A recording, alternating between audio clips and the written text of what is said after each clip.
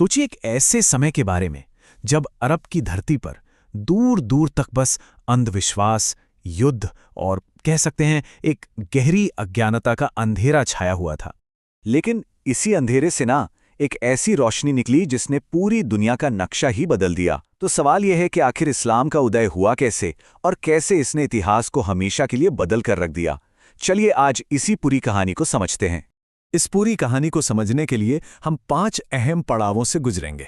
सबसे पहले देखेंगे उस अज्ञानता के दौर को, फिर बात करेंगे नबी और पहली वही यानी पहले संदेश की। उसके बाद समझेंगे कि इस संदेश का विरोध क्यों हुआ, फिर आएगी हिजरत की कहानी, एक नई शुरुआत और आखिर में इस्लाम के विस्तार और उसकी विरासत पर नजर डालेंगे। तो चलिए शुरू करते हैं पहले हिस्से से। सबसे पहले तो ये समझना जरूरी है कि 7वीं सदी में आखिर अरब का इलाका था कैसा। देखिए, उस वक्त अरब प्रायद्वीप में कोई एक सेंट्रल पावर नहीं थी, कोई एक राजा नहीं था जो सबको कंट्रोल करे। पूरा का पूरा इलाका ना छोटे बड़े आज़ाद कबीलों में बटा हुआ था, और ये कबीले ये अक्सर पानी, जमीन ऐसी चीजों के लिए आपस में लड़ते झगड़ते रहते थे। मतलब साफ है, एकता नाम की चीज थी ही नहीं। और ये बिखराव सिर्फ राजनीति में नहीं था, धर्म में भी था। लोग अलग अलग कई देवी देवताओं को पूजते थे।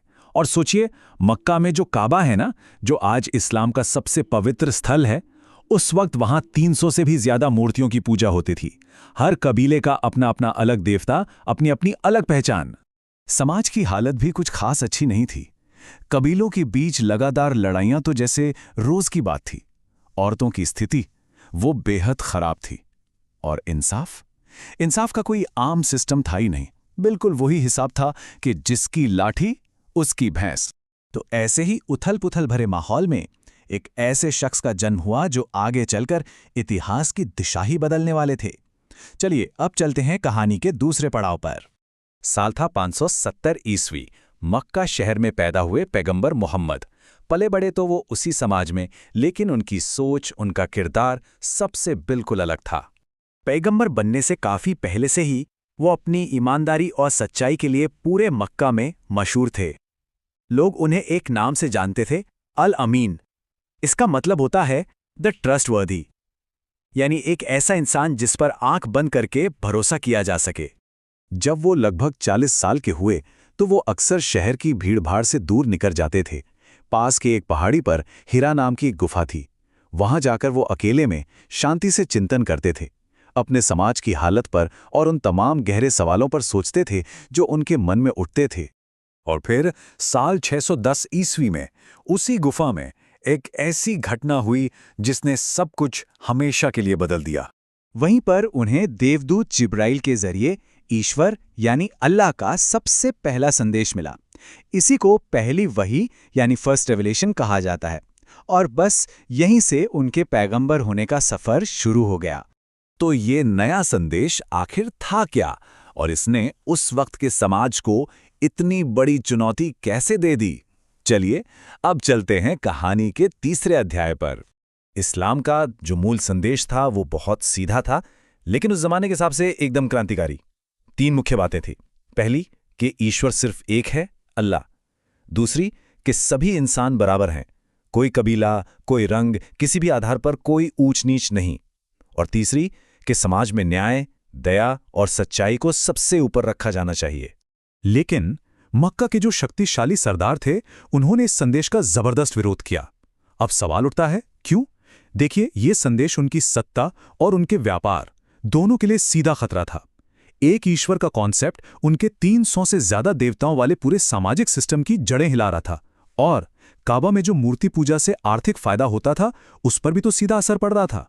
धीरे धीरे ये विरोध अत्याचार में बदलने लगा, और इसी अत्याचार ने एक ऐसे ऐतिहासिक मोड़ को जन्म दिया जिसे हम हिजरत के नाम से जानते हैं। चलिए अब इसके बारे में जानते हैं। मक्का में नए मुसलमानों पर जुल्म हद से ज्यादा बढ़ने लगे। हालात इतने खराब हो गए कि एक बहुत ही मुश्किल लेकिन जरूरी फैसला लेना पड़ा। अपनी जान और अपने संदेश दोनों को बचाने के लिए उन्हें अपना घर, अपना शहर, सब कुछ छोड़ना पड़ा। यह साल था 622 ईस्वी। पैगंबर मोहम्मद और उनके साथी मक्का छोड़कर मदीना शहर चले गए। इतिहास में इसी सफर को, इसी पलायन को हिजरत कहा जाता है। और ये घटना इतनी इतनी ज़्यादा महत्वपूर्ण है कि जो इस्लामी कैलेंडर है ना, उसकी शुरुआत ही इसी साल से मानी जाती है। मदीना में एक नए समुदाय की, एक नए समाज की नींव रखी गई और फिर यहीं से इस्लाम का संदेश दूर दूर तक फैलना शुरू हुआ। तो अब आते हैं इस कहानी के आखिरी हिस्से पर। तो 622 ईस्वी में मदीना में एक नया समुदाय बना। फिर 8 साल बाद 630 ईस्वी में मुसलमानों ने लगभग बिना किसी खून खराबे के मक्का को फतेह कर लिया और इसके ठीक 2 साल बाद 632 ईस्वी में पैगंबर मोहम्मद का इंतकाल हो गया। मक्का वापस लौटने पर जो सबसे पहला और सबसे प्रतीकात्मक काम किया गया वो था काबा को उन 300 से ज़्यादा मूर्तियों से पाक करना। उसे फिर से सिर्फ और सिर्फ एक ईश्वर अल्लाह की इबादत के लिए समर्पित कर दिया गया। ये एक तरह से एकेश्वरवाद की एक निर्णायक जीत थी। 632 ईस्वी में पैगंबर मोहम्मद तो इस दुनिया से चले गए, लेकिन उनका संदेश वो नहीं रुका। इस्लाम इतनी तेजी से फैला, पहले पूरे अरब में और फिर कुछ ही दशकों के अंदर मध्य पूर्व, अफ्रीका और यहाँ तक कि यूरोप तक जा पहुंचा। तो ये कहानी है एक इंसान की, एक संदेश की और एक ऐसी क्रांति की जिसने सिर्फ अरब का ही नहीं बल्कि पूरी दुनिया के इतिहास का रुख हमेशा के लिए मोड़ दिया। इस कहानी को यहीं खत्म करते हुए एक सवाल छोड़ जाते हैं।